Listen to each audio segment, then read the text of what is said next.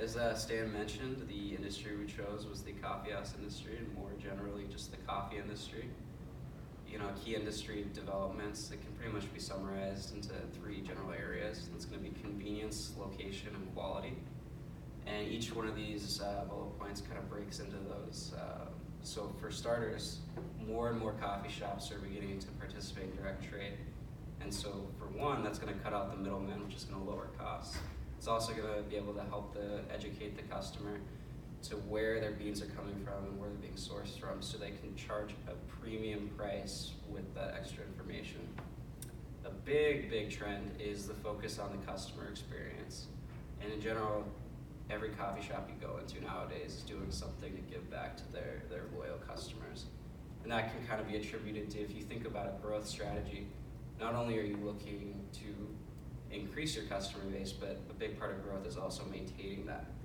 And so a big way they're doing that is with technology and feedback and reward systems. And if you look at this infographic right here, 46% of consumers say that they see an appeal in a loyalty card. And then all these just kind of summarize the different add-ons that the consumer really seems to like. Another big part of customer experience is really targeting or figuring out the target market that they're looking to appeal to. And so there's a big focus on Generation Y right now, which is the fastest growing coffee drinkers in the world. And currently millennials are the biggest, and they enjoy sweeter and creamier beverages.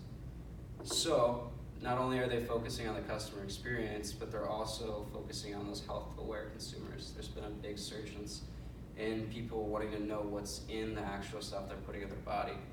And so a big trend right now is things like mushroom coffee, which mushrooms is superfood. And somehow they make it in the coffee. I don't really know or understand it, but another thing is also spices. And so right now, 68% of coffee drinkers add caloric sweeteners. So the big trend is replacing those with things like spices, which have a pretty small, generally caloric filler in them. And then another trend is the ready-to-drink coffee market. And so that's going to be your Keurigs that everybody seems to have. And that's a market that's not only seen a lot of growth in the coffee space, but just in beverages in general. 67% sales growth are projected from 2017 to 2022.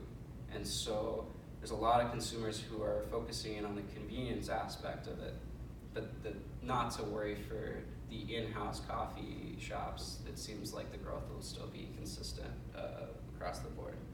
And that can kind of be attributed to it just being less expensive, and also, just the appeal of that convenience factor. And then the final key to industry development that we can kind of see is an emphasis on marketing.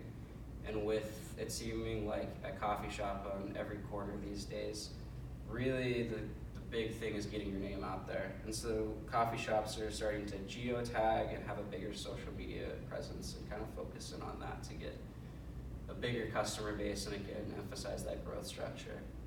And so in general, and just to summarize, you can kind of note it up to convenience, location, and quality for the industry developments.